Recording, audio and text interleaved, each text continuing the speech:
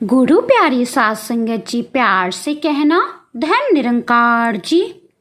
सात संगत जी, आज फिर से एक नई साखी लेकर हाजिर हूँ। तो आइए समय न गवाते हुए साखी सुनते हैं। गुरु प्यारी सात संगत जी, एक राजा था जिसका नाम रामधन था। उनके जीवन में सभी सुख थे। राज्य का काम काज भी ऐसो आराम से चल रहा था। राजा के नैतिक गुणों के कारण प्रजा भी बहुत खुश थी, और जिस राज्य में प्रजा खुश रहती है वहाँ की आर्थिक व्यवस्था भी दुरुस्त होती है। इस प्रकार हर क्षेत्र में राज्य का प्रवाह बहुत ही अच्छा चल रहा था।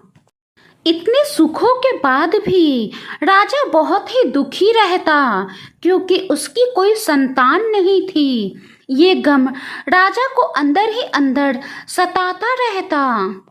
प्रजा को भी इस बात का बहुत ही दुख था कि हमारे राजा इतने अच्छे हैं, इतने दयावान हैं, लेकिन उनकी कोई संतान नहीं है, जिसके कारण वो दुखी रहते हैं। राजा के साथ साथ प्रजा भी राजा की संतान के लिए ईश्वर से प्रार्थना करते थे। वर्षों बाद राजा की ये इच्छा भी पूरी हुई और उसे एक पुत्र की प्राप्ति हुई। पूरे नगर में कई दिनों तक जश्न मना।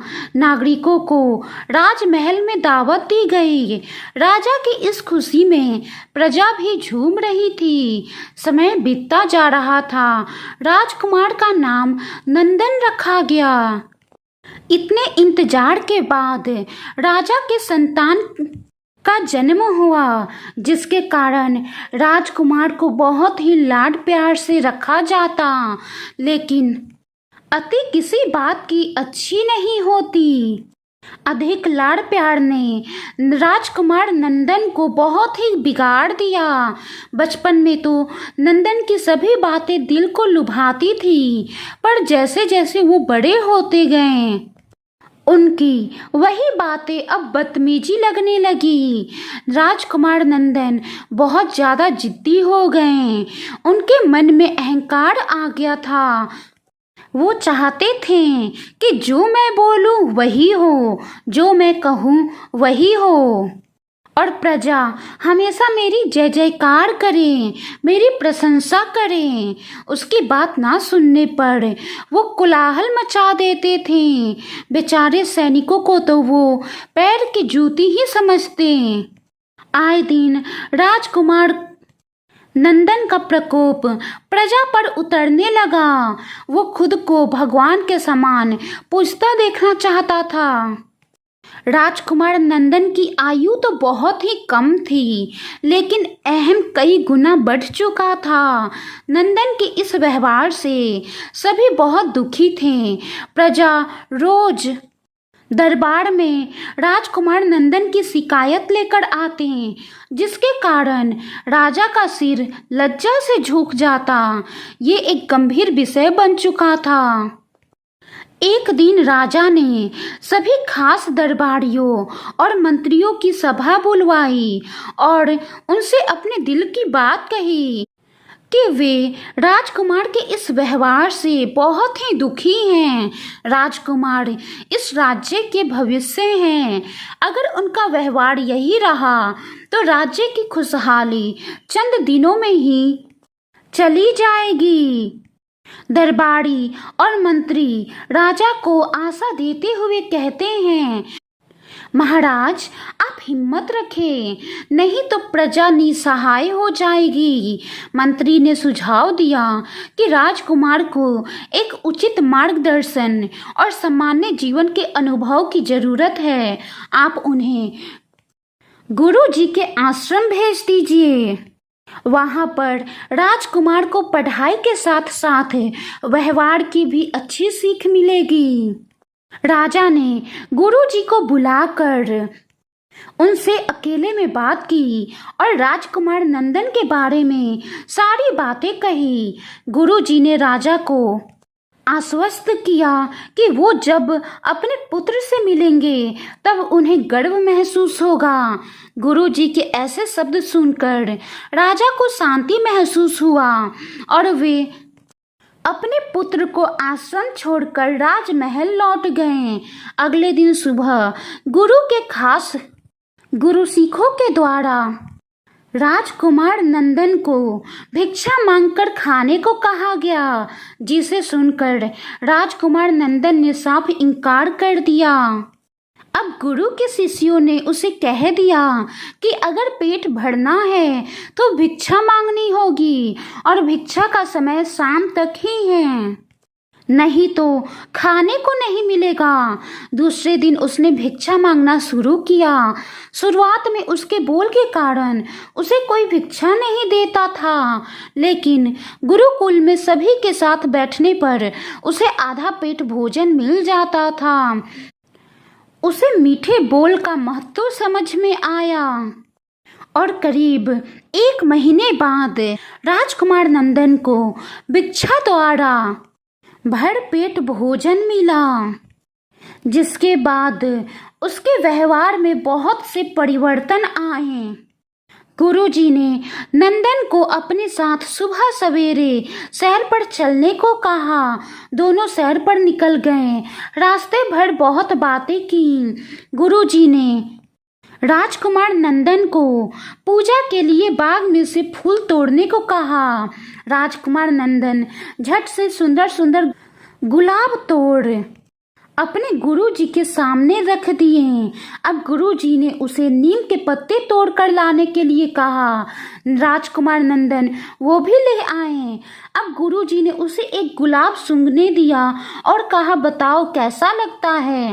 राजकुमार नंदन ने गुलाब सूंघा और गुलाब की बहुत तारीफ की। फिर गुरुजी ने उसे नीम के पत्ते चख कर उसके बारे में कहने को कहा। जैसे ही राजकुमार नंदन ने नीम के पत्ते खाए, उनका मुंह कड़वा हो गया और उसने उसकी बहुत निंदा की और बेचैन होकर पानी पीने के लिए ढूंढने लगे। राजकुमार नंदन की ये दशा देख गुरुजी मुस्कुरा रहे थे। पानी पीने के बाद राजकुमार नंदन को राहत मिली। फिर उसने गुरुजी से हंसने का कारण पूछा। तब गुरुजी ने उससे कहा कि जब तुमने गुलाब का फूल सूंघा तो तुम्हें उसकी खुशबू बहुत अच्छी लगी और तुमने उसकी बहुत तारीफ भी की, लेकिन जब तुमने नीम की पत्तियां खाई तो वो तुम्हें बहुत कड़वी लगी और तुमने उसे थूक दिया, उसकी निंदा भी की। गुरुजी ने राजकुमार नंदन को आगे समझाया, जिस प्रकार तुम्हें जो अच्छा लगता है तुम उसकी तारीफ करते हो, उसी प्रकार प्रजा भी जिसमें गुण होते हैं उनकी प्रशंसा करते हैं। अगर तुम उनके साथ दुर्व्यवहार करोगे और उनसे प्रशंसा की उम्मीद करोगे तो वे ये कभी दिल से नहीं कर पाएंगे। याद रखना, जहाँ गुण होते हैं वहीं पे प्रशंसा होती है। अगर तुम सबके लिए अच्छा करोगे, अपनी प्रजा के लिए अच्छा करोगे, मीठे बोल बोलोगे, तो प्रजा तुम्हारी जरूर जय जयकार करेगी। लेकिन अगर कड़वे बोल होंगे और व्यवहार भी अच्छा नहीं रहेगा तो प्रजा तुम्हारी निंदा करेगी। तो तुम क्या चाहते हो, प्रजा तुम्हारी जय जयकार करे या निंदा करे? अगर जय जयकार चाहते हो तो मीठे बोल बोलो, सबके साथ अच्छे व्यवहार करो, सबके लिए कुछ अच्छा करो। राजकुमार नंदन को गुरुजी की सारी बातें अच्छे से समझ आ गई और वो अपने महल के लिए लौट गए। राजकुमार नंदन में बहुत परिवर्तन आता है और वो बाद में एक सफल राजा बन जाते हैं। गुरुजी की सीख से राजकुमार नंदन का जीवन ही बदल गया। वो एक क्रूर राजकुमार से एक न्यायप्रिय दयालु राजा बन गए। गुरु प्यारी साध संगत जी, कहने का भाव है कि अगर हम में गुण होंगे तो लोग हमेशा पसंद करेंगे, लेकिन अगर हम अवगुणी हैं तो हमें प्रशंसा कभी नहीं मिल सकती। अगर हम लोगों का सम्मान नहीं करेंगे, उनको दुत्कारेंगे, उनसे अच्छा व्यवहार नहीं करेंगे, उनसे मीठे बोल नहीं बोलेंगे तो वो हमें पसंद नहीं करेंगे, हमारी निंदा ही करेंगे। लेकिन अगर हम सभी से मीठे बोल बोलेंगे, सभी के लिए अच्छा करेंगे, अच्छा सोचेंगे, सभी से अच्छा व्यवहार करेंगे तो सब हमें पसंद भी करेंगे, हमारी तारीफ भी करेंगे। गुरु प्यारी साध संगत जी, इंसान एक दुकान है और जुबान उसका ताला। ताला खुलता है तभी मालूम होता है कि दुकान सोने की है या कोयले की। गुरु प्यारी साध संगत जी, दुनिया में किसी से क्या लेना है, किसी को क्या देना है, बस प्रेम का एक मीठे बोल ही कहना है और हमेशा खुश रहना है, हमेशा सकारात्मक रहना है।